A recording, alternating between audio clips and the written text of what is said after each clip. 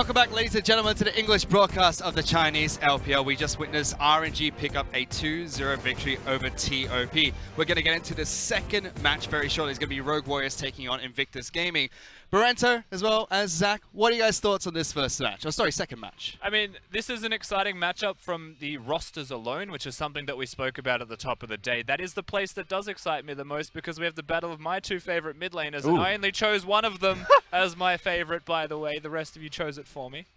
Just saying. Which one is that? Wait, Rookie or doinb? You love doinb, don't you? I chose Rookie. You're a doinb fan, right? Well, I'm pretty sure you're a doinb fan. But apparently I am #1 doinb fan in the world. So I'm going to roll with it. I am now both of their #1 fans, and you can't take that from me. I'm just saying, yeah, you already talked about it. The mid lane matchup is pretty hype. Rookie has been a stellar, probably just honestly, I'm just going to say the best mid laner in LPL for a very long time. Wouldn't argue. So that's just a big case for it. Now we're going to see the front man for Rogue Warriors going up against him. And it's not, like, here's the thing about this. You think, oh, it's hyped up mid lane versus mid lane, but doinb has been playing his same old supportive style. He's even brought in Lulu of all picks. So it's fun to see him just basically pick up any support champion and then get the support item, just the Frost Fang, and go into the Ghosties and try to run you down. It's the lead singer against the roadie that's just trying to carry all the things for the rest of the team. Like, you've actually got the front man in Rookie, and then you've got the person who's supporting the rest of the team. Yes. And granted, doinb does have a lot of cool players to support now on the new Rogue Warriors lineup.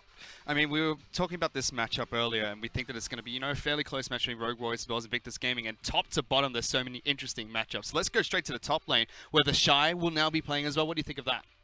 Ooh, I will say, from the very beginning, TheShy is an incredible laner. Like, that's the biggest part about it. It's fun because whenever we talk about the top 5 top laners in the LPL, you put Duke and TheShy both in that. Yeah. So IG have a lot of tools in that aspect. And what TheShy brings is incredible laning. He can bring out his Fiora. He can bring out any carry for that instance. But when he brought in the tanks, he has the same kind of strength in lane coming out with CS leads. But the one deficit that he does has is kind of like losing focus in team fights, and that's why Duke has the up on that one. Yeah, and of course they're able to substitute each other out as IG pleases. Duke always on the side, on the bench. In this case, he did play in the first set, however, and looked quite alright, honestly, Duke, coming back into the 2018 season, and that is someplace that we have to look at. Yeah, TheShy, very good laning, has got so many solo kills. He was a Riven main, so he knows the limits of champions in laning phase. Every Riven does this. They know exactly when they're able to all in. Up against Mouse, who is a tank player, plays a lot of carries though, isn't known for carries, but that's what he started on.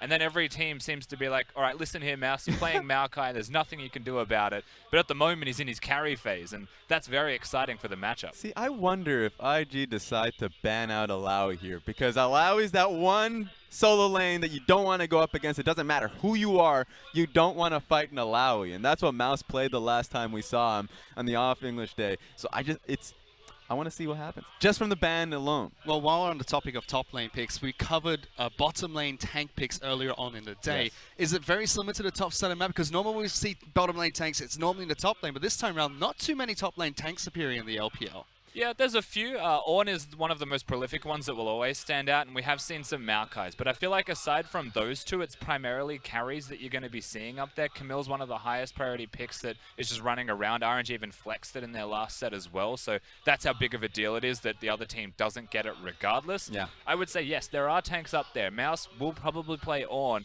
and I feel like Duke is the Ornn player for IG. I don't think it will happen this time around. I have a feeling we might get some epic Camille Fiora battles. Yeah, it's going to be a big question about what Mouse is willing to play, because it seems like this is the split where he's starting to branch out into the carries. Maybe he goes back to Jace. Maybe that's a thing for him. But Maokai is definitely a possibility, and if that's the case, it's very smart from IG to pull in TheShy for this specific set, just to see what he can do and what damage he can do versus Mouse, because big thing about Rogue Warriors, they don't necessarily have subs. So if game 1 falls from the top lane, they don't have a secondary option. IG, if it doesn't work out too well and if team fights are becoming a problem for them, and if laning phase is not that relevant, then game 2, they can immediately bring in Duke.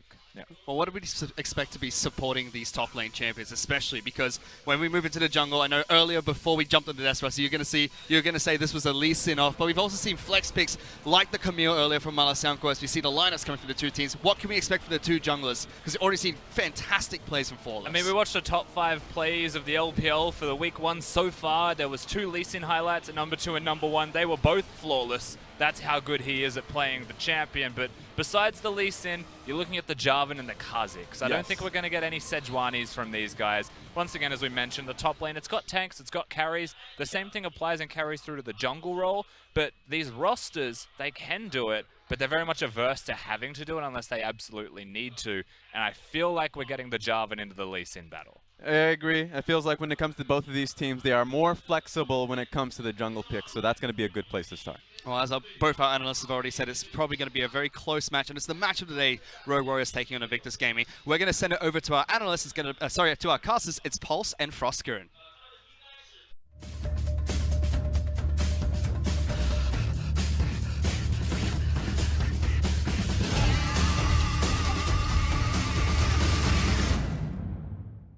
我觉得这版本马尔扎哈、上皇、瑞兹、卡萨丁这4个英雄都很厉害，我觉得这版本很适合我。然后我想跟 Rookie 对线，是因为我们上次 NEST 我在京东的时候输给 IG 了嘛，这次我想跟 Rookie 对线。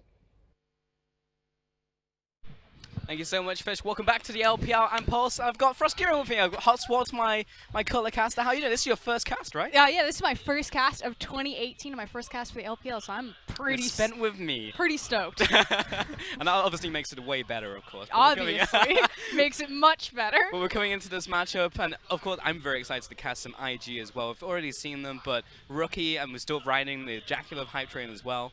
Yeah, and unfortunately, IG did fall down.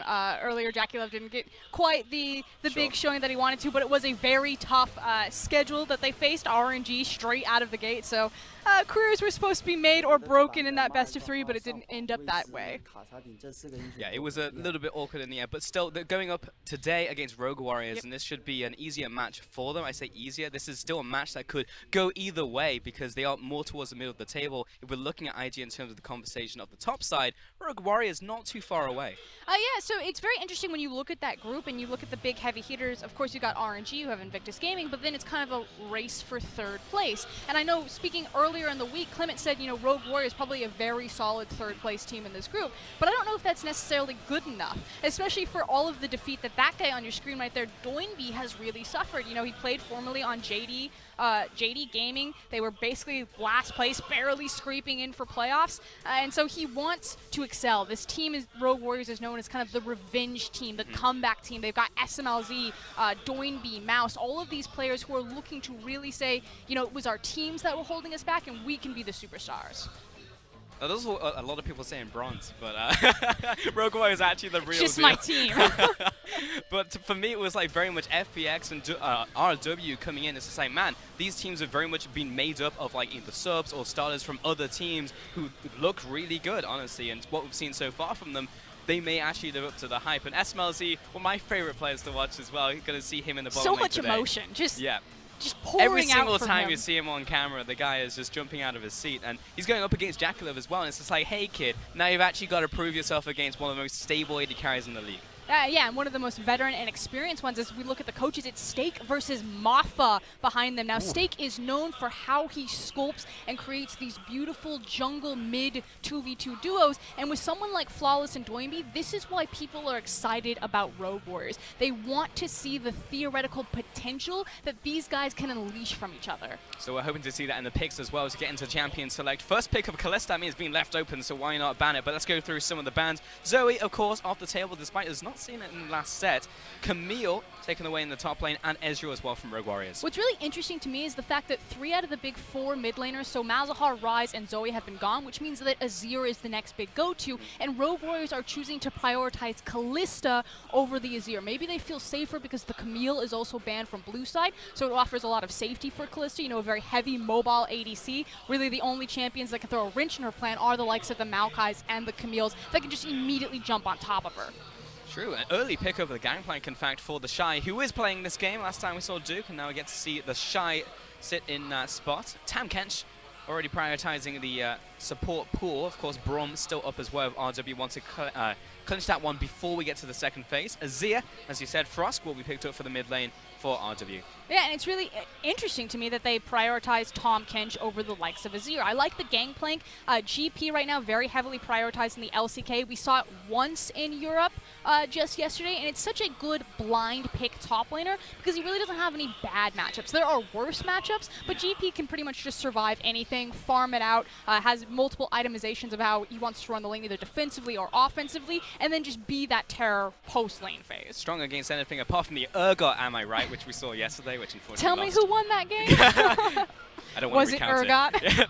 It wasn't. But IG, they'll take the Varus as well for JackeyLove in the first rotation, now looking towards the second phase of bans. Also to recap what IG banned earlier, Cogmore, Rise, and Malzahar with the Kalista now as well. So starting to hit that support pool. I wonder if Brom will be joining him momentarily. So I really like the Varus Yes. pickup here because I feel like it gives Tahm Kench actually priority in lane phase. Normally when we have all of these tank supports running around, it means that A, we're going to have fairly boring bot lanes where nothing happens, but you know, B, you're that much more reliant on the ADC to be finding lane priority. So someone like Varus, even though he's not technically a hyper carry, although with his Rage Blade build, he can certainly output the damage that a hyper carry would, offers the immediate lane control no matter what his support is, which is why I kind of like him as a good flex pick in between the hyper carry ADCs and the utility ADCs. And just raise some question marks of what RGB are going to pick up now for their support role. I mean, something like a Rakan still available for them if they want it, but they can't move towards the tank matchups. I don't think Rakan will ever be seen in the meta outside of Xayah. I think we just saw him. What? No, but he was with Xayah. We're gonna see him again. This is why I don't like this, is because he has such a terrible lane phase. And across from Tahm Kench, you know, that might be okay, but he just gets shoved in. So he almost has to be with Xayah because Xayah is going to carry him through the lane phase, and you don't just get blasted right there. I like the Shen so much more in this opportunity. It offers you kill pressure much earlier on, so much more tank, and the ability to play the entire map. Okay, you win this round for us, Kieran. It just doesn't make sense, Pulse! Nidalee as well for Flawless. He's going to get his hands on that. And it's also very exciting to see Flawless on the starting roster now for our W and how aggressive he is. So the highlight reel as well from him in our off days. That was very cool to see. And IG on their final pick now. We also forgot to mention that Lee Sin was an instant pick from Ning. And then Syndra for the mid lane for Rookie. Syndra, she was pretty much not seen globally at all, and now we've got two Syndras back to back. And of course, it is Rookie, so he is known for his Syndra play, but she's kind of been edged out a little bit. I'm actually really surprised that Rookie didn't go towards Orianna. To be fair, it's a Rookie and Xiaohu day, so if you, in terms of sample size, it's probably just the two players. Like, I'm sure tomorrow we'll see less of a priority on the pick, but who knows? It's the LPL. But now we have the full composition, so we've got the Lee Sin and jungle alongside the Syndra, but I'm looking towards the Nidalee and the Azir, because you were saying very much about Stake wanting it to be a strong mid lane and jungle. Is this a strong mid lane and jungle? Yes, the poke, of course. I mean, you look at Nidalee, you look at Azir, their poke and their ability to long range, not engage, but whittle people down is so strong together, and then you put Primal Surge on Azir, that attack speed certainly helps him, so Nidalee has so many viable targets for transferring out of her aggressive early phase into more of the utility late game phase. You know, she can tag the Gnar, she can hit the Azir, she can always hit Kalista. That sign had Smlz smiling. Look at him smiling right there. Oh, that's true. But yeah, excited to see Smlz as well. Honestly, as I said, one of my favorite players to watch because he was just so consistent, but also aggressive. Like, he will make calculated aggressive plays. And that was just cool to see, because in the LPL, usually people jump in, and I just have flashbacks of, like, Imp on Corki just running in and dying. And it's just, like, typically what a lot of AD carriers do, but this guy mixes aggression while still tempering it. Yeah, and I know you're excited about Smlz, but I mean, the featured matchup has to be Rookie versus doinb. You see, doinb, always the mid lane. He's just, you know, shaking his shoulders, stretching, getting into it. He knows it's going to be a pretty intense lane phase. It doesn't matter what side of the matchup Rookie happens to be on. He always seems to come out ahead. Yeah, into doinb as well, and it's very much going to be the 2v2, like that's the 1v1 in the mid lane, but also the junglers and how they can interact, because Ning is starting to get real good. Like, yes, he came onto the scene last spin and we were like, okay, taking over from Kid. Sometimes Kid was even coming back in to solve some of the problems of IG, but got to the point where Ning is just straight up the starter now, and he's actually making things happen for his team by himself. So another thing to track, we've pretty much spoken about all the lanes at this point, was to get into game, and the crowd also very much behind IG. It's been a full house all day. Yeah, the thing that you need to understand is that this, for me, is the game of the day. RW versus Invictus Gaming. This should be skirmish heavy, very intense, super creative players, and I'm stoked to get to cast it. doinb, he's pushing up. Oh, he's got the Jade skin as well. And Rookie's just running in the classic. So let's focus our attention on the junglers, because I have a feeling, I mean, obviously jungle usually demands the the attention. the early portion of the game. But Nidalee into Lee Sin. I like the fact that both Flawless and Ning kind of threw down the gauntlet. It was going to be heavily skirmish. I'm going to put emphasis on Flawless. He needs to really show up. We saw Peanut take Nidalee in the LCK and really gamble on some aggressive invade plays. And while that's totally fine to do, and I really respect the opinion, because when you play Nidalee, you have to be aggressive. You have to get those early leads so you can bridge your power to mid and late game. If you stumble, if you fall, if something goes wrong, you're pretty much donezo. And you're just relegated to being a utility like the old school Athene's heal bot. Bad to real bad, and that's also going to suck for doinb as well. I guess in the late game, if they do still make it there, then he'll at least get the attack speed buff, and that's all Nidalee will ever be to him. But yeah, doinb would very much appreciate if the jungle didn't completely collapse. You're nothing to me, but so far we can see Flawless's pathing. He's actually going buff to buff, so red to blue, and this means that he can immediately be a good enough level that he can start scouting out. So I expect him to probably start scouting out into the river, as we're watching an elongated bot lane trade. It is a trade, but is it a trade if one party doesn't get anything? Smlz just kind of watched it happen, and this is what I was talking about Varus. You know, Papa Smithy was making the comments that with the Relic Shield starts, which you can see both our AD carries taking, and Overheal being such a consistent runes, that there's not a lot of pressure or damage that's happening in the bot lane. So if everything's so safe down there, you can play a hyper carry and not ever be punished for it. But then we still see such high Varus priority, who's more of that poke champion, even though Common isn't such a high keystone as it was, say, at All-Stars. Sure. Actually taking a look at some of the top laner stats as well, and what a surprise. Lower kill participation, but high CSD at 10, that's what I'm talking about. Shy always was up there winning his laning phase. And Mouse is actually one of those players who just either goes even or slightly behind, and now he's on a team like Rogue Warriors, where he's the starter. So I think over a bigger sample size, I'm keen to see what Mouse can bring to the top lane. And unfortunately, Mouse got a bad reputation. The Western fans aren't necessarily the highest on him. He never really showed his potential internationally, but there's a reason why EDG put so much stock in him, and now Rogue Warriors. Ooh, the cute misses out from Flawless. This might signal Nian, just kidding. Gonna gobble up the AD carry, and Baolan will walk it on out. Isn't Tahm Kench so much fun? Oh yeah, he's highly interactive. Just makes League of Legends so entertaining to watch. That said, I understand that there's a lot of kill pressure down here with Killua on the Shen. That is one of the cool things about the Shen support. Normally we've seen unsealed spellbook Shen in the LPL. This time around he's running Aftershock, which I don't know if I necessarily agree with since he's now committed into Ignite. There's a lot of damage in the mid lane. It's not going to be any Ignites though from that side, but the red buff starting to tick down. doinb had to take a trip back to base, playing some Go on the way out. But the thing is this gank was set up because Flawless revealed himself bottom, which I don't think there was a lot of potential in that gank, especially because Tahm Kench is there. Like, maybe that spear hits, maybe you get the burst damage, but chances are you're not even going to get a summoner, which they didn't. And because Ning then got the information from Flawless bottom, he now forces out both summoners in the mid lane. So big victory for Invictus Gaming, and I think Flawless just chose the wrong lane. Yeah, or maybe Smlz was like, please help me, I'm getting wrecked, please, I need some pressure. Which Flawless, what he should be doing is targeting Ning. He should be tracking him. Baolan chasing after, almost gets the gobble on the bot lane, but Killua will flash away. And just free summoners, and Ning's like, I know you All right, see me, but my job is done. I'll But be you back. Didn't do anything. All me. Stretches. You're welcome. Don't worry, kids. That's how I jungle in solo queue. Yeah. I am aware. Bot lane going to be pushing in here. There's a big mini wave amassing, so Smlz should be able to catch him in the farm. But they need to do something with it. So they've now unlocked doinb. He's rotating up, or we call it a shift, shifting up, and there should be a dive on the Gangplank. I think he's recognized something's on its way. Has been tagged out there by the boomerang. The minion wave's not prepped, and they're too scared. Yeah, not going to happen. But yeah, GP, as long as he just gets out the laning phase, he comes out with so much gold with Kleptomancy, it's absolutely absurd. So they got 3 slice stacks of gold. He's popping those consumables as well. Rocky's actually pathing towards the top side now. Has been spotted out by this ward. I don't think... No, Sky's Bloom didn't catch that ward.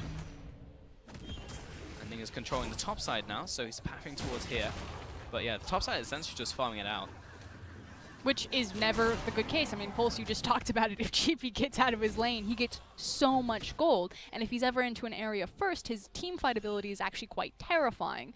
So far, the first 5-6 minutes of this game, I actually give an advantage to Invictus Gaming. Yeah. Flawless's gank really didn't buy them anything.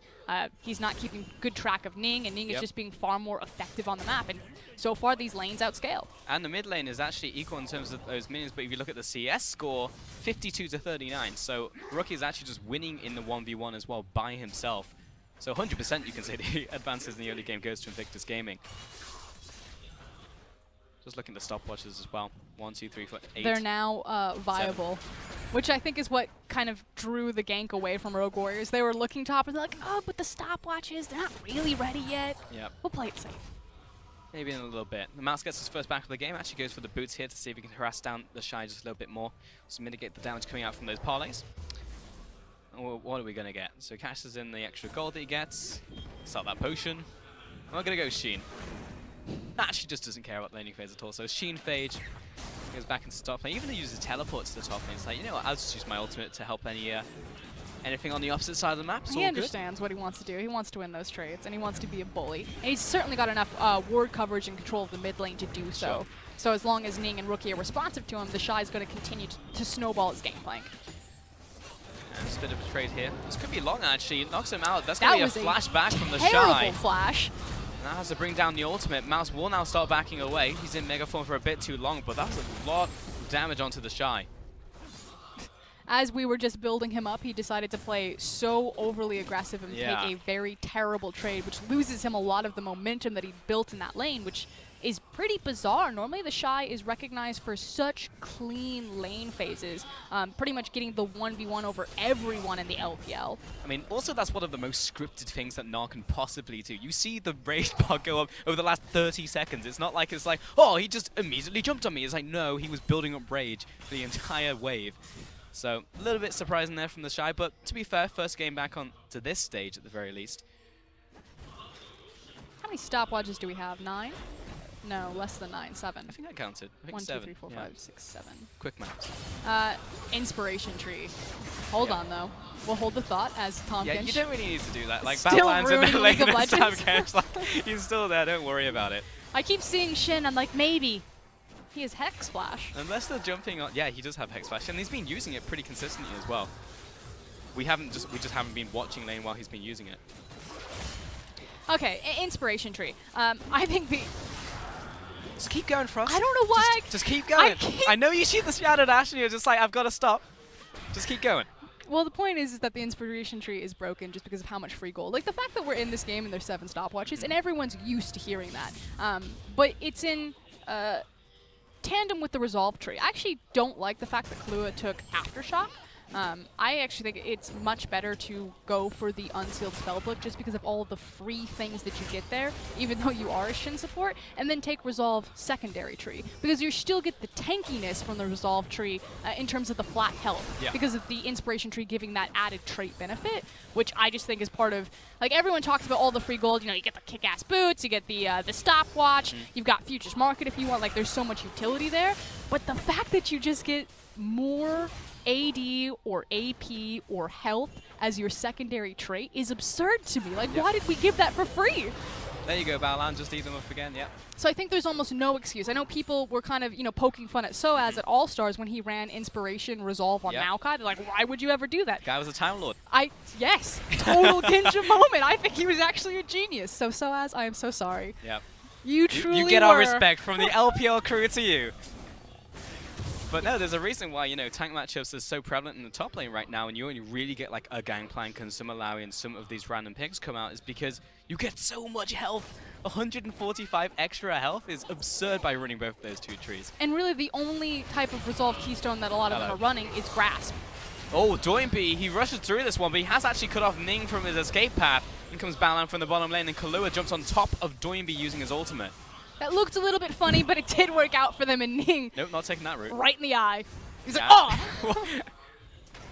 It's not like he could see anything anyway. Oh, hold on. Again, TheShy. Bet you wish he had Flash. I just wish you had Flash. He's fine. Fortunately, in Mega Form, there's not a lot of chase potential, but now he is actually in kill range underneath this tower without oranges. Yeah, but the thing is that he feels safer because he knows no one can join them. It's now bottom lane. Good flash from JackeyLove. He's going to be taunted up, but in comes Baolan, and this is going to be a long, long chase. Locked in place, and that will be a kill onto Killua. First blood to IG. Oh, the overstep, and the teleport's like, you're not completing that. Okay, so we finally got some action. Tahm Kench still ruined the day, but he didn't gobble someone up. Yep. That's why you got to keep track of back timers, people. They obviously knew that the support wasn't there. They thought that they had an opening, wasn't what they wanted, and now top lane. Take it. Be a man. That was an ambitious Q. Ning got to kick against the wall. That's almost 100-0 damage from Ning. Caught him out in the bush, jumps over the wall, follow-up of the ward jump. So level 8 to level 7, not terrible. The thing, though, is that Lee Sin into Nidalee, Nidalee doesn't have a damaging spell for her ultimate. So the thing is a lot of Lee Sins will play out this combo where they'll just get level 6 and then they'll just walk into Nidalee's jungle and be like, hey, remember those times where you were super obnoxious? Yeah, I'm just going to kick you in the face and there's nothing you can do because my damage is now so much larger than yours. Happened at level 8 this time around, but you saw it right there. Ning is not messing around. That's a lot of damage. TheShy is still in the top lane. He has TP. He could have gone back, but he's going to stick around. But it was that confidence where TheShy knew that, yes, theoretically he could have been Dovin, but because his jungle and his mid lane are in so much control, it allows him that safety to be greedy, to continue to grab and scrape away as much gold as he can before being forced to use that TP. So, again, IG just super stable through their mid-jungle duo that is offering safety to their other side lanes. I get it, but it still makes me clench. I swear, I watch him and he's just like on 100 HP and you are so close to dying. It is unreal. Are you afraid of the mouse? I really am. I mean, he had kill pressure. He made that play earlier, and he's got almost a 3-wave advantage over TheShy. But that being said, Kleptomancy's obviously going to even that one up.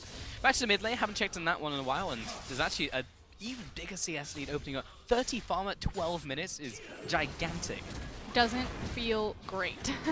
That said, Rookie does also have the Spell Thief, so he is getting some of that bonus gold every time he makes a little bit of those trades. So it's actually worse than just the CS counter in terms of his gold advantage over doinb's Azir. But it feels pretty bad because this is essentially the 2v2 in the mid lane jungle losing on RW to IG, and we were very much talking about that at pre-game, you know, talking about how that should be doing well. And so much of it was actually, again, I feel that it was started by Flawless having the wrong read on which lane he was going to prioritize. Again, usually with Nidalee, it's about tracking and hunting the enemy jungler, making him, or not allowing him to have as much impact on the map. Flawless chose bottom, and frankly, from, you know, minute 3, that's really set them behind because Ning's then had the advantage. Very much showed itself. I mean, Ning hasn't needed to do too much apart from reaction gank and just get a kill from it. We're spending a lot of time topside, but it's just a GP lane, guys. Like, this is the one of the ones that it's fine not looking at, you know? I'm always like, look at the top lane. Why aren't we looking at the top lane? But he's just going to farm with Q. I just want to look at the junglers. I feel like that's where still all of the action is. Although, as I say that, the Shen and Tahm Kench lane got a kill, so... True. I'm not very good at lottery here. To this day, I still don't know how it happened. So what have we got Smlz going towards? Got a Bilge Water Cutlass, so going for that early Blade of the Ruin King. And a very early Rage Blade completed for JackeyLove. That is early. 14 minutes. Yeah, probably look towards the wit's end, I'm sure, after that, especially into doinb and Flawless. Oh yeah. So much magic damage that he needs to deal with. I don't mind. So here's the thing. There's obviously 2 different ways that you can itemize Varus. You know, you can go for more of the traditional crit build, or you can go for the Rage Blade Wits End, which is obviously good for longer sustained fights, so they'll hold the point. Yep, TheShy underneath his tower needs to dodge the spear, in which he does. Teleport is also being used out from the mid lane there by doinb. And this is an instant reaction from Ning just to take the dragon. TheShy will go back in. That spear's gonna land. Flawless needs to get in range for the execute, but he's got the perfect timing. Flawless again lands another spear. Last auto attack. TheShy doesn't have anything else in the bank. Mouse chasing him after he's running away from the tower now, buying a bunch of time, but ultimately going down. But that's the story of this game, because while the Yakety Sacks were happening up into the top lane, there was massive wins for IG down in the bottom side of the map, picking up both the dragon and a tower to follow. So yes, they lose out on getting the first tower benefit, but they get so much more across map. Yeah, doinb just wants to put a bit of chip down onto mid lane. He's going to have to run away as JackeyLove lands a nice ultimate onto Smlz. Killua is doing what he can to at least stop Tahm Kench from getting damage down onto his AD carry as well. Ning was hunting. He's decided to curve back towards mid lane, but he was actually on his way towards that bottom lane. So IG, they are not slowing down. Pedal to the metal, and they're going to drive this through the Nexus. I mean, right now they're still pushing the bottom lane. AD carry didn't even take any damage, and JackeyLove spat out of the stomach and still attacking. And they have the confidence to do it because even though Ning isn't participating bottom, he's at least giving them vision that no one is coming to Shen and Kalista's aid. Now top side. Good ultimate from Shen right there, and that's going to be the sweep. Oh, that was sick. That was a good kill there, but Ning should be falling here. There's no one to jump to, nowhere to go. Oh, there was over the wall, but unfortunately the auto attack followed him from Mouse. So 1-for-1 trade, but it's about where that kill gold goes, and unfortunately it actually went on Ning. I would have preferred that that kill obviously be transferred over to Rookie, but the rest of IG have grouped up, and they're going to try to siege on this tower. And with Azir dead, that's so much wave clear gone. Can wave as well. Got the zoning ignite, I like to call it, from Baolan. He's going to get knocked into the tower though. He's going to have to pop that great health at just the last second. But the tower goes down, and that's what counts. And again, IG's ballooning their gold lead. It's about now 2K in their favor, and it should be Rift-tailed and top tower as kind of the next big setup point. So making their reset, and then probably going to be placing their vision, which RWE, they know this. It's now, do they feel strong enough that they can contest or hold off?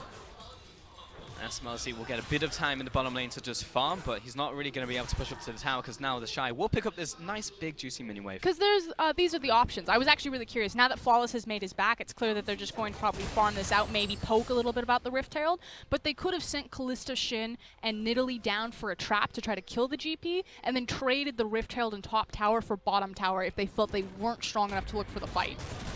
Alternatively, Rogue Warriors looking for this gank onto the bottom side.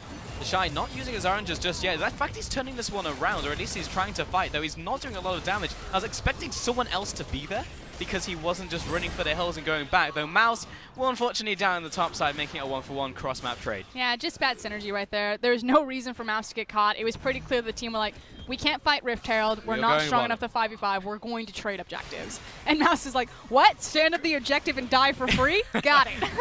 No worries. I can do that. Though mid lane looks like it might actually be traded from Flawless and doinb. Bot side also taking a bunch of damage. Surely the Herald should go over to IG and the top tower, but it's actually a somewhat comparable trade because of the top side being traded. Yeah, and RW are taking full control of this bottom side jungle. They probably won't push through simply because they don't have the minion wave, but they may be able to play on that vision later when the next rotation of blue buff comes up. Yeah, the top tower's going to fall, and everything else will resolve itself. But yeah, it is about the blue buff now that will go over to Rookie. Yeah, and it's because this blue buff is being taken away, so naturally they want to recover something for doinb and Flawless. So we'll see if they can make use of that control vision and triangle vision that they've placed over IG's blue buff. Ning will also get the full top side as well on top of that, so it pushes in the wave. And IG still maintaining that 2,000 gold advance. In fact, it's evened up just a little to Rogue Warriors because of that extra tower they managed to reclaim in the bottom side. But it's now about this Herald and what they can do with it. Yeah, and it's also about now that since the map has opened up so much, it's going to be that vision war that is so important towards the mid game. And Invictus Gaming's composition really does thrive there. They have the GP, they have the Syndra, they have the Varus, as well as the Tahm Kench. Pretty much, they are super good at moving into an area, denying all of your vision, and then just setting up a trap and waiting for you to walk into it. So as this map continues to open up, IG are very strong right now just because of the kit that their champions have. And JackeyLove still farming up as well. He's hit his 2-item power spike on the Wit's End. Rookie, how's he doing? He's got his 2 items. Frost Queen Claim picked up on the Syndra. I think he's going Void Staff 3rd item. So he'll have double penetration. I've seen it on a lot of the Syndras, actually. Interesting. Yeah. There's not a lot of magic resist that has been picked up yet. There's Merc Treads, and then Killua as well, but I guess it's just getting ahead of the curve here. Okay, but I was actually checking Rookie's solo queue, just kind of figure out what he was doing with his build paths, what he does with his runes. And I did notice that occasionally, more often than not, he would go 3rd item penetration on a Syndra, despite what the matchup was. And I know that there was a lot of conversation, you know, as we changed to the new rune system, that champions that build double AP were actually doing more damage than before, although Freak has a great video kind of about the math around that. But we'll keep our eye on what Rookie does. Yeah, you're also talking to me earlier about what Rookie runs in terms of rune pages, which was really interesting to me. He runs Transcendence Gathering Storm on majority of his champions, actually, which I find very interesting in the confidence of, you know, that you're sacrificing so much of your ability in the lane phase for late game scaling, which is either Rookie saying, we're never going to finish a game early enough, so Gathering Storm may actually be a viable rune for me to take.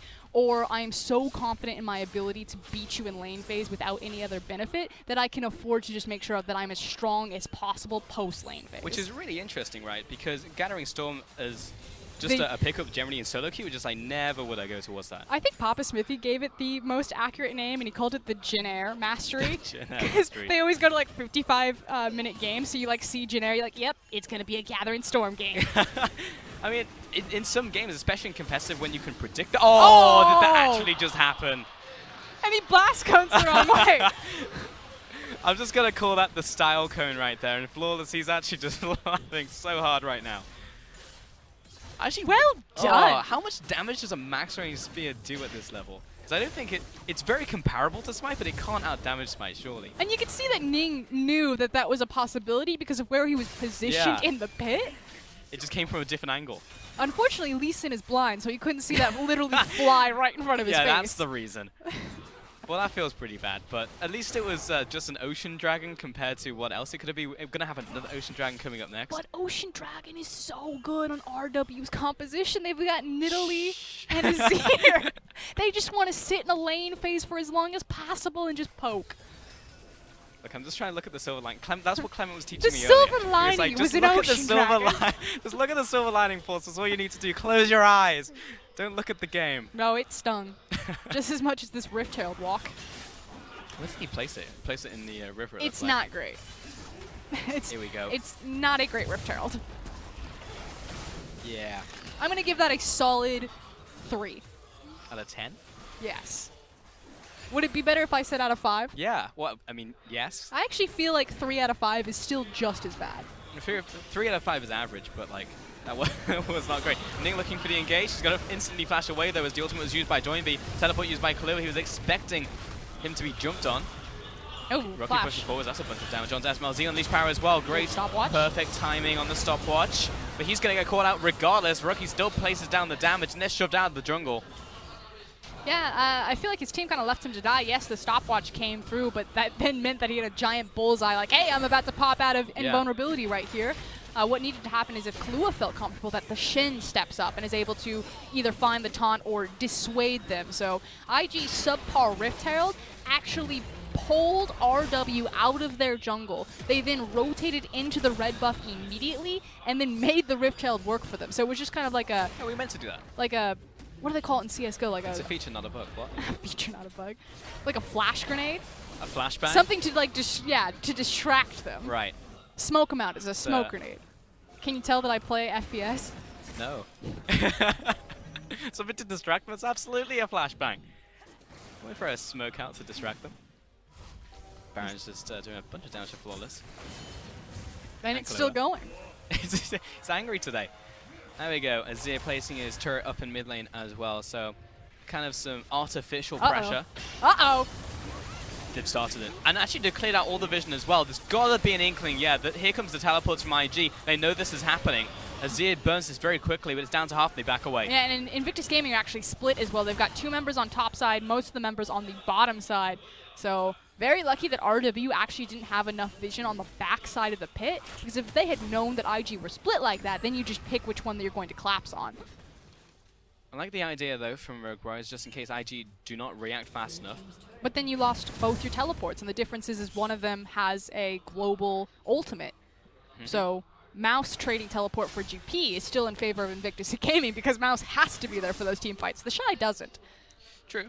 And they also have Killua. I guess he's not much of a split pusher. And Rookie hasn't swapped up to his teleport as well. You take that back. Unseal the spell book. Killua can split push. I mean, he can, but without anything that will help him, like a Sunfire Cape or Titanic Hydra, is going to take literally half a century. I was actually having this conversation backstage during Series 1. This idea that the supports, now that all the AD carries are taking Relic Shield, like, how often do you see a support with 98 CS? Like, think of how much gold they have. They have more gold than they've ever had before in this game. They're completing items so much earlier than they used to. So what you're saying is they should just build carry. Sunfire Cape and split push as Baron attempt number 2. I would like to see it, because currently Killua is essentially just a promoted minion if he tries to go to a side lane. That's rude. I mean, it's true. Push it so slowly. It Now, does Rookie mean that pushing up. he can unlock himself from Kalista, even though you don't usually want to separate from Kalista because then her ultimate pretty much means nothing. But because he is the Shen, it does give him that cool opportunity that he can tag team with other people and then move over and join his team with Stand And also, United. he can taunt flash directly onto Rookie. He'll jump away, but the Ignite's still ticking. I'm actually not sure if he can survive this one. It's going to be the last tick, and it's not going to be enough to finish him off. And now doinb's overextended because of this play. Killua's already dead. JackeyLove and Ning were looking for the chase. And so much was extended for that for Rogue Warriors, and TheShy, again, had all of that free time bottom. He ate up, I think, 2.5 waves to himself, and now forces Mouse to come join him. And again, he doesn't have his ultimate, but it's going to be up sooner than that teleport cooldown will be. IG starts up the Baron. Bot side is being pushed in from TheShy as well. Rock and a hard place. Look at Mouse. He's like, split-second don't know decision. where to go. Do I go bottom? Do I go to the Baron? What's happening? And it looks like he just lost from both walls right there. I mean, the bot tower is literally a hair's breadth away from going down. Now he's in the 1 versus 1 trade, but the teleport on top of him as well. And they actually, it looks like they're going to kill TheShy. He's actually walked into the turret. He's 100% dead. IG, they need to engage right now in this 4 versus 3, and they do get flawless. They take out the jungler. Rogue Warriors, they essentially just had to do nothing in that scenario and it would have been a win, but now the spooky ghost, it's connected onto doinb. He takes the tower shot and the slowdown as well from JackeyLove. Just needs to get in range for the lick. Waiting on Baolan if he can connect it, and that is essentially the death sentence for doinb. JackeyLove will finish him off. And you were correct there, Pulse. He said all RW need to do is just make sure that the Baron doesn't go down. But unfortunately, IG saw that TheShy had been caught out and then turn and find a pick of their own. And we continue with this Harlem Shake of Barons. Well, it is the LPL after all, but IG, it looks like they have finally wrestled control of the area. Started up the Baron, and there's a small contest courtesy of Smlz and Killua. Rookie is the one doing zoning duty right now. Killua stepping up to the pick. Good ultimate from TheShy, zoning away Mouse, and more importantly, the squishies. And I think at this point in time, Mouse is the squishy one because Rookie essentially just soloed him with that amount of damage. And he did that with that ultimate because he burned the ult on Smlz. So absurd damage coming out of Syndra right now. Burns the ult, forces Smlz completely out of the fight, and then a great zoning ultimate from TheShy. IG are just running away with this game. It really just came away from that last fight as well. And Rookie, well, that spear actually did nothing. Rookie will take this tower, and that's just the power of Gathering Storm. The fact he's level 17 right now, and he's got triple item. May even have more at this point in time as he looks to go back to base. And Flawless, try and find something in the bottom jungle, at least get his camps and take red buff, but even that's being warded now by GP. Yeah, and unfortunately, you know, this is kind of the curse of Nidalee. If you don't make that big statement, that big impact in the early game, you just fall over. And so now they're completely reliant on doinb and Smlz as any sort of gateway back into this game. And unfortunately, Azir's only sitting on 3 items. And pretty much I'm just looking at doinb because Smlz, if you compare him to JackeyLove, it's almost no contest. Dragon's going to be started as well. Yeah, the damage comparison between the carries of Rogue Warriors versus IG is not looking good for RW fans. Yeah, 100%. And just to go back to your point, it just feels like RW, the windows in which they need to exploit have well and truly closed at this point in time, and they are just scrambling to try and find a fight or a pick or, you know, all the classic comeback mechanics. Yeah, and so now it's the Wombo combo. Because they do have Azir and Gnar, there's still incredible setup for them, a Wombo combo, and then you know, throw in Kalista ultimate on top of that. But unless it's the miracle setup, it should be just a clean out from IG. And what's really the nail in the coffin is how good IG are being about clearing out the vision on their flanks, making sure that there's no opportunity that, you know, like a Shen taunt or something catches them off guard as they slowly move the waves forward. I mean, even JackeyLove can afford to start pushing up here because he's got that Guardian Angel and he's got Baolan. Like, he's got multiple layers of protection here. So it's not like he's going to be in too much of a bad situation whatsoever. But this is interesting because it gives us finally a good look at Rogue Warriors against a top team. You know, it was hard to really gauge them against TOP because it was just the caliber of their opponent. Right. Now we get their look against someone like Invictus Gaming. Well, the tower being pushed in, there's the ultimate being used by TheShy as well, and that's definitely something I'd like to check in after the end of this series, because this has, to be fair, been one game, but you can see some of the footprints, right, in game 1 of how, like, the jungle matchup worked and how Flawless was affecting his pathing and how top lane was going. Like, you can start to piece it together, but let's give them another game. Yeah, unfortunately, I think this one is a dying candle, just a dying little flame about to be With smothered. the fishes. But it got a bit more time. ultimate used on Smlz. I guess the call right there The was desperation. to instantly jump on Rookie, but that's very much a nope as they see the Abyssal Voyage, expecting someone else to be with Baolan. I believe that was the Shen ultimate and the Kalista ultimate used there to try to get Rookie, to which he did the classic walk away. Yep. And he had flash as well, so it's not like he was ever really in any trouble of dying. And now they're just gathering the waves. So there's no reason to be bot lane. Naturally, that one's going to push in itself because it has the super creep. So they man mode in the middle lane, force RW again to respond to them, and then team back up with TheShy on the top side of the map. This is just by the book right now from IG. Spear was good, but it didn't do any damage. Normally, we don't see this type of tempered patience from a team like Invictus Gaming. You know, hold on. Maybe I hold my breath. As JackeyLove just walks up to the tower by himself. Normally, you see the AD carry try to fight Azir with his teeth, you know, something like that.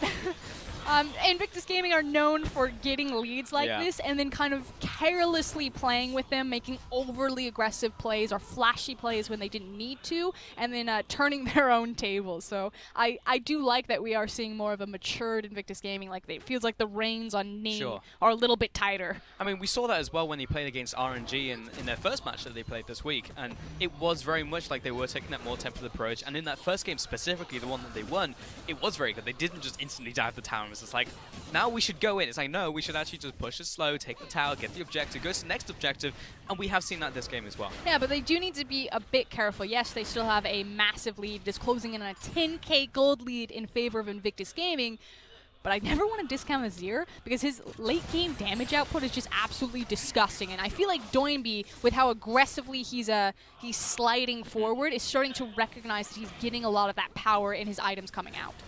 100% he'll start hitting those squishies for a bunch of damage. You saw him just get a few seconds with JackeyLove and what that turns into. But that front line is so damn tanky. Even Baolan as well in that bottom lane. The amount of extra gold he's managed to accrue this game has just turned into so many tank items. And it's actually very hard for IG to siege this not having the Baron buff any longer because they are looking at an Azir. They pretty much have to make sure that he is dead, otherwise they're never going to crack these towers without the Baron. And again, the longer this game goes on, the more opportunity that Rogue Warriors have to fight around the Baron pit, the more options that they can get that miracle wombo combo to turn the tides of this game.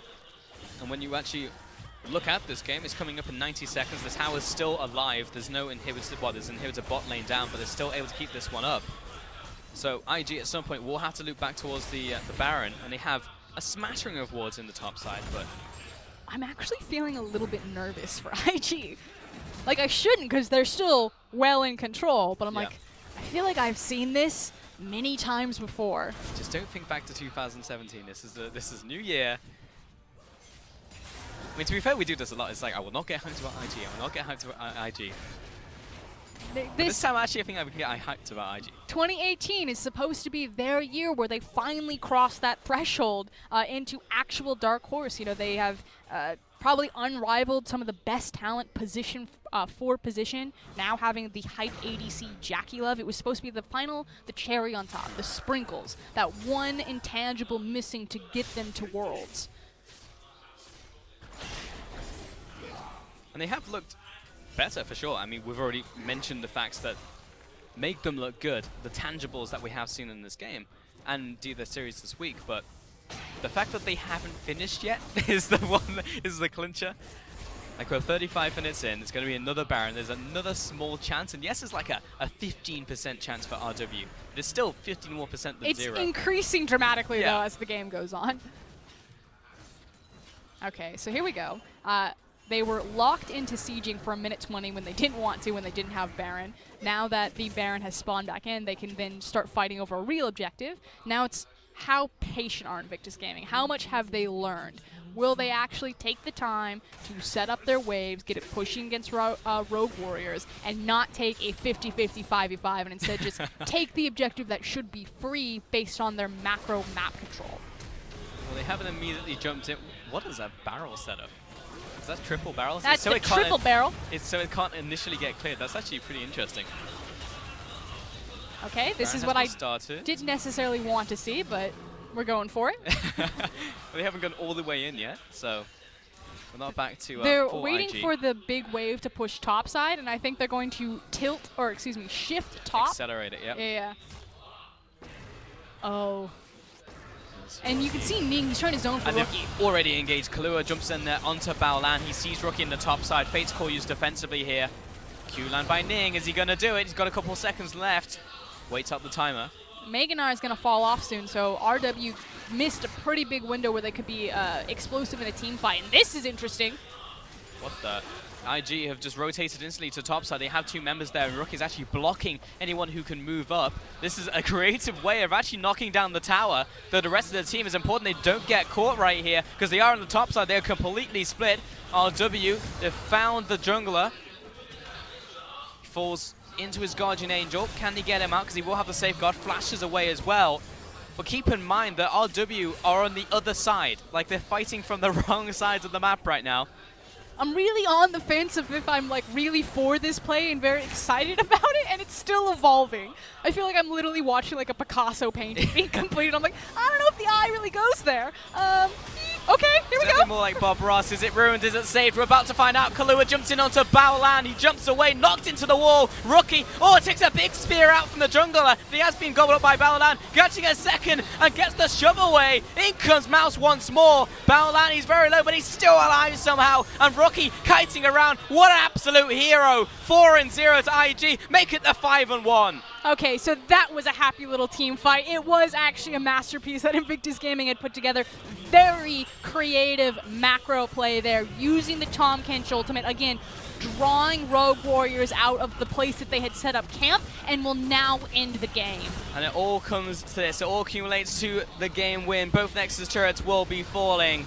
And IG, it was a creative way to win the game because they knew they couldn't just straight up siege. They pressured the Baron and they take game 1. Nexus falls. GG, IG. And this is what we need to see from Invictus Gaming to take them into status of Dark Horse. They can't just be a good team anymore. They have to be a smart team. We saw a lot of that this game. And it is a bit of a head scratcher there from doinb. Because after that early game kind of went awry, the jungle, the mid matchup didn't work out for Rogue Warriors. There wasn't a whole lot that they could do. They tried their hearts out. They could stall, and yes, it was just like there's a point in this game that maybe Azir gets to the point where he starts ripping everyone apart. But unfortunately, Rook was too far ahead. Bot lane was too far ahead. It's kind of snowballed out of control from there. However, this is a series that's 100% not done. This is definitely one that could go all the way. Welcome back, Raz, to the desk. How are you feeling about that game? Feeling good. At first it was uneasy because the best thing or the worst thing about Azir is that you can never feel confident. Doesn't matter how far ahead you are. How are you going to wave clear mid lane? It's like, okay, maybe we can split push him. Maybe we can try and gerrymander it, go towards the bottom side of the map. And then you're like, well, actually, Gnar is defending that quite confidently, doing quite well. It's like, oh, hard. Let's go towards Baron. And so it ended on a Baron fight. Excellent for IG, but it really was a Baron fight where you're like, oh my god, this is not controlled. It was smart. It was smart to go for the inhibitor. That was that one smart opening. But you even saw that Gnar ultimate right into the wall. The Nidalee spear right on top of Rookie. That could have ended very poorly, but it didn't. IG took the win. But it didn't. I think it's pretty much the But it game did. in a nutshell. But it did. It could have gone wrong, but it didn't. And IG, I want to get to the point where it's just like IG, they won and they just got it. You know, they were always in control of the game and they just won the game. It's like Invictus Gaming are never going to be a team where they have this, you know, like 3, 4, 5 minute brilliant setup where you see that like all like a chess master, like their pieces being moved into position and then suddenly they have, you know, like they reveal their ultimate plan. Yeah. It's just like it's split second reactions, and their split second reactions can be brilliant until it gets really drawn out for 45 seconds. It's like, oh, was this a good play? Was this a bad play? Yeah. Because that was scary for probably 35 seconds. It really was. And at the very least, there was some brilliance to, you mentioned it, there was a controlled brilliance when it came to IG. I felt like their 20 minutes was so solid. Yeah. It started in the bottom lane. I loved Varus and Tahm Kench. There's no way you win that 2v2 if you're the side of Rogue Warriors. They recognized that when they were just losing trades. They were taking the trades,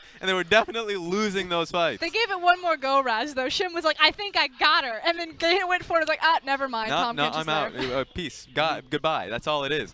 And then here's what's really smart about this. Rookie in the mid lane has Syndra versus Azir. How the matchup goes, Azir at the very least has the way, just push the lane. You have the wave clear against Syndra. Syndra tries to kind of impact it by trying to force trades and poke in the lane.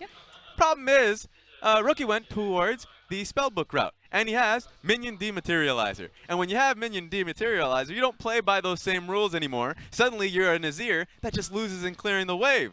And so there was control mid lane for Invictus Gaming, there was control bottom lane for Invictus Gaming, and even though you had the Nidalee was the focal point. She goes towards top lane. That could have been really good for Rogue Warriors, and they could have had a really solid top side of the map. Bottom! That's true, but he had one opportunity. One chance, walked into a bush, got kicked and blown up. It was so sad to see that kind of fly away from him. So overall, Rogue Warriors could have had it. They were very close to having a winning top side of the map. Didn't happen, so the winning top side, or at least bottom side of the map for JackeyLove comes through. And that's our man of the match, JackeyLove. He'll take the MVP here on his Varus plate, no less, as well, Frost. What? Don't get me wrong, that's a sick KDA, 6-0-5, and JackeyLove did his job, but I felt like Ning and Rookie were actually where this game was won. I would say both Ning and Rookie definitely had an excellent game. It's definitely tough when it comes to these man of the match moments because the stats were on the side of JackeyLove because he was doing really well in lane along with Baolan. And it's one of those moments where historically Invictus Gaming, they're not known for their bottom lanes. So that's why it's so surprising to see them. Just happy to have an ADC like, wait a that second. got it. Yeah, exactly. You're like, damn, I guess IG has a sick bottom lane. Baolan no longer has to actually roam. In fact, when they take bottom lane tower, they're going straight towards the second tower. It doesn't matter. So I thought this is a really nice style and a nice look from IG. This is their second set. First set didn't look too good going up against RNG, but you finally get to see what this team really looks like. So I'm going to break this up for a second because I have an update from the other match. So spoiler alert, if you don't want to know what's happening, then cover your ears right now. Cover them, Raz. Except you can't because we've got a headset on. God so damn LGD have lost game 1. So Shocker. unfortunately, LGD still on that losing streak, which feels pretty bad starting another split in that kind of regard. Yeah, I mean, they're in Hangzhou. They're in their own stadium, in front of their own crowd. That's how insane it is. It was 17-2. That is a shellacking. LGD are just getting thrashed in and it's their by home Suning stadium. as well. Like, there's one of the teams you should be able to challenge if you're LGD. It's like the fall of LGD. Like, they used to be, you know, they started in 2015. They were like a top tier team. Like, they're going to Worlds. We can do it, boys. And then, of course, 2015 Worlds, we don't speak about that. No. But then they fell down to like a 5th place team. It's like, yeah, they're not great anymore, but they're still like a mid-tier team. They and can now, propel back up. Exactly. And now they have fallen down all the way to like bottom. Like, we are scraping the barrel right now for the last 2 years. Yeah, but it just comes down to the fact that when it comes to scouting, looking for new talent, getting to it is Suning that are doing it. In fact, they're upgrading themselves time and time again, and it seems like Suning might have a split for themselves. But that's fantastic for Suning as well because they've only gotten better and better. But we'll check in on that again after the break because we're going into a short one while we set up for game number 2 between these two teams.